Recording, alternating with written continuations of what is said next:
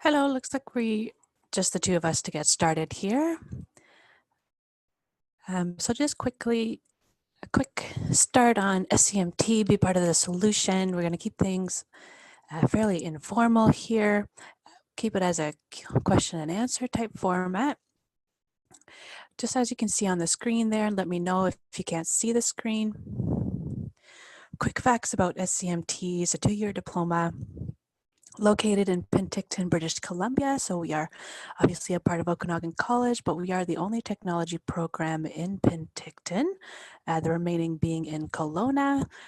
We do have a lovely center of excellence, Living Building Challenge building that we host our program in, which is an excellent teaching tool and also a great atmosphere for students to learn in. We do offer the program as a combination of online and face-to-face courses. Now, things are a little different this year because of COVID. It's changed quite a few things across the campuses. We do offer a program this year completely online, as opposed to having the combination of online and face-to-face. Now, we are anticipating this will go back to an online and face-to-face combination. And what that looks like is a couple days out of the week, we offer the courses online. The remaining days, the students actually come to campus, have face-to-face courses, and that's how we conduct the program. So a combination of both. And the reason for that is because we do have students coming from Kelowna. It reduces the amount of traveling time, which the students appreciate, and also allows some flexibility in learning.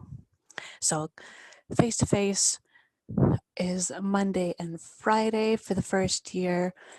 In the second year, the online courses, and the online courses in the second year are on Thursday and Friday, which means the face-to-face courses are Tuesday to Thursday in your first year and Monday to Wednesday in your second year. So it's a good combination there. There's also a couple free afternoons for those of you that are working part-time. Although it is a fairly intensive program, we do have students that still manage to continue to work while studying. We have 5 streams that really specialize our curriculum. And these are design, building science and systems, sustainability studies. Of course, this is a major component of our program. And we also offer construction and management courses.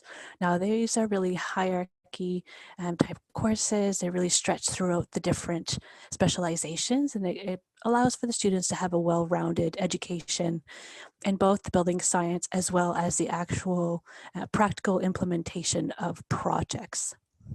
And of course, just like any other academic program, we are complemented by service courses. So BUAD being business administration, we have a few courses there. Communication, so this is technical writing and communications 1 and 2. And we also have a course provided by mathematics. So that department is offering a math course specific to SCMT students.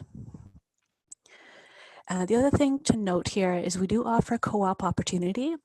It's not during the regular academic terms. It is between years 1 and 2. So it doesn't disrupt the amount of time that you need to complete the program. It is non-mandatory. It's really up to you if you want to take part in this co-op. But every year we seem to have even more opportunity, which is very promising. And that's because we have a strongly supported program by the local community. So a lot of the local employers are very eager for our students to graduate because they have quite a bit of work for them, which is promising, as I mentioned. We started the program in 2014. And since then, the faculty has grown now to 4 full-time continuing professors. We all bring different specializations to the program, which is great. Myself, I'm the chair of the program and a professor. We have Brian Rippey that really focuses on architectural drafting and retrofits, so green retrofits of buildings. We have Ashley that's coming in with a building science background and also teaches courses like regenerative design. And then, of course, we have Marty coming in from administration side and as well as a engineering background, also specializing in renewable technologies. And in addition to the four of us, we also have part-time instructors that bring their own specializations to the program. This year, we have someone coming from the trades helping us teach our construction methods course. And we also have a local sole proprietor. So he has his own company, but he's teaching estimating 1 and 2 to our students. So fairly well-rounded faculty, which is exciting. And of course, our program continues to evolve every year. So we do submit changes. We incorporate new courses as we move along and get feedback from the industry. So the current courses that you see in the program, some of those courses are actually going to change, and that's to improve our design stream as well as our building science stream. So a few changes coming down the line for SCMT, but all good things. So that's really the quick facts about the program. As I mentioned, this session is really intended for questions and answers. So I'll open it up now. I see there's still only 2 of us, which is okay. So Erin, I don't know if you have specific questions regarding the program that you would like answered.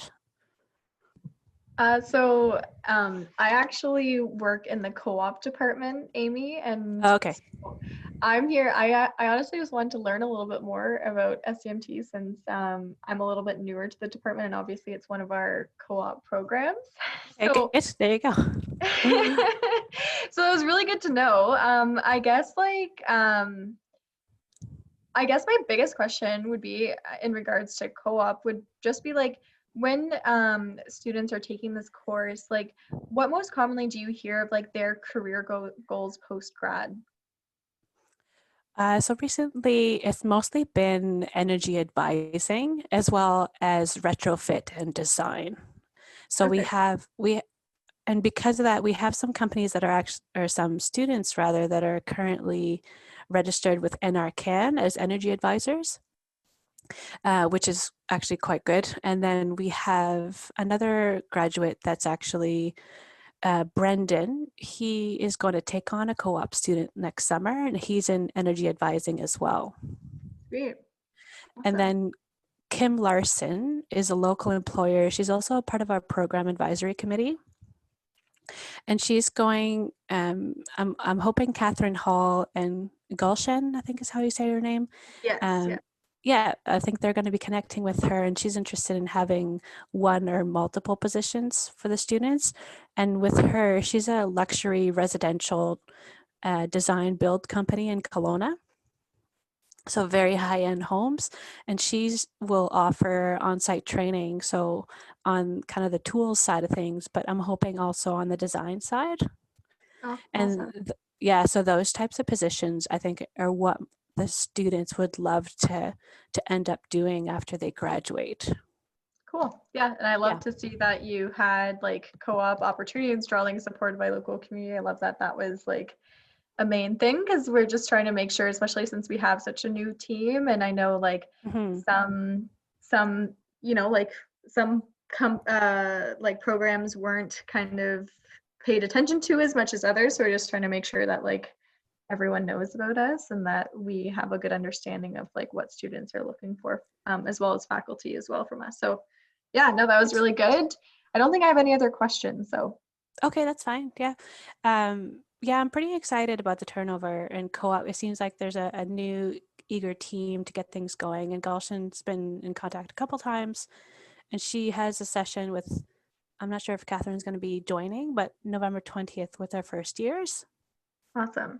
Yeah, so like we are quite familiar, we do quite advertise quite regularly with co-op, but in the past it seems like we haven't been as successful as I would like us to be in terms of opportunities and postings. Mm-hmm.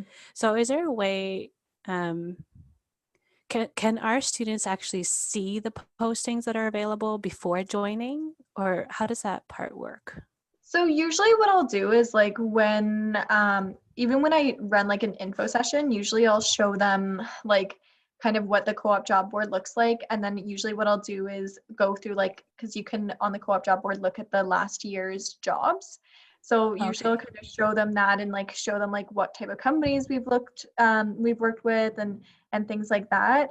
Um, Unfortunately, we can't like students can't go on that job board without being a co-op student, just because it needs to only co-op students can apply to those opportunities. But like definitely like usually in our info sessions I'll kind of quickly run through kind of what the past opportunities have looked like, and then yeah, like if they ever wanted to book an appointment and kind of get more information on that, then we're happy to kind of like share our screen and show that. But we just can't let all students on there, because then like they'll be applying to jobs that they probably can't get and stuff like that. Okay. Okay. I see.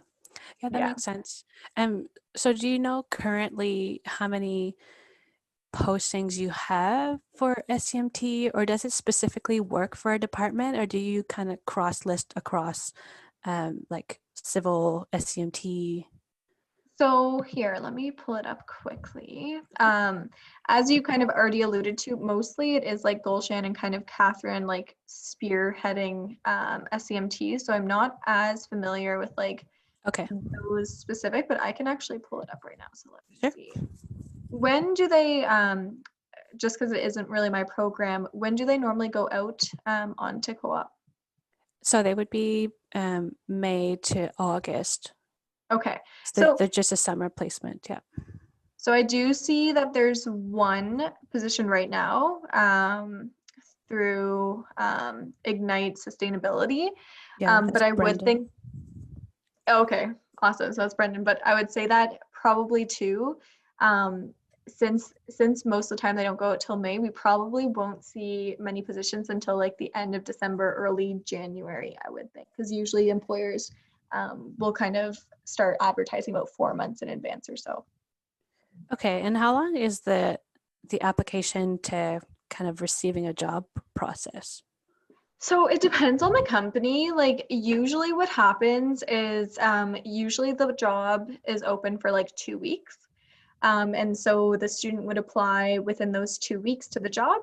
After that, usually the employer gets back to the students within about 2 weeks and then schedules those interviews. So usually I would say like from the closing date of the job application, usually the entire process is like a month, maybe max a month and a half or so.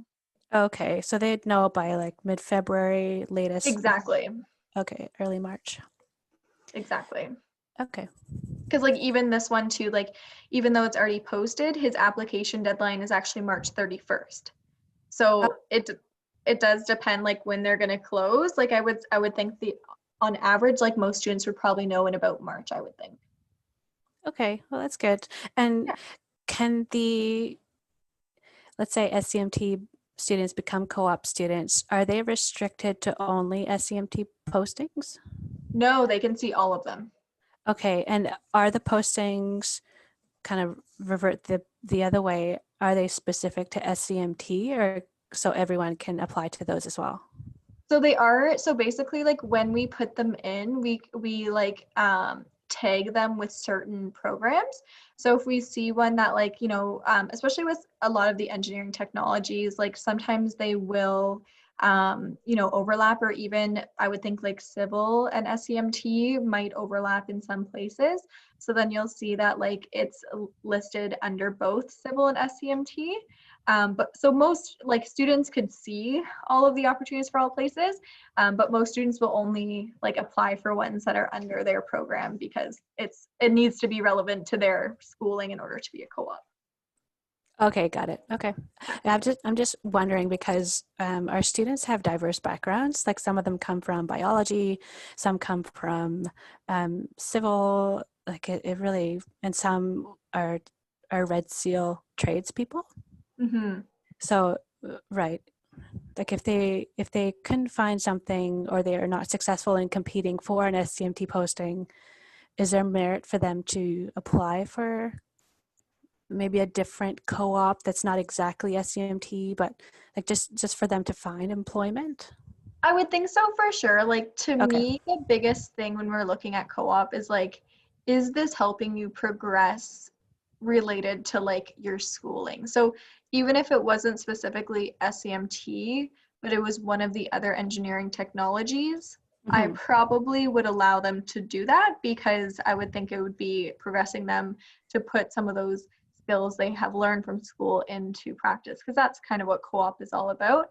And plus too, like we have to think too, like, there's lots of different opportunities that come out of different programs. So we don't want to like close those doors for students either.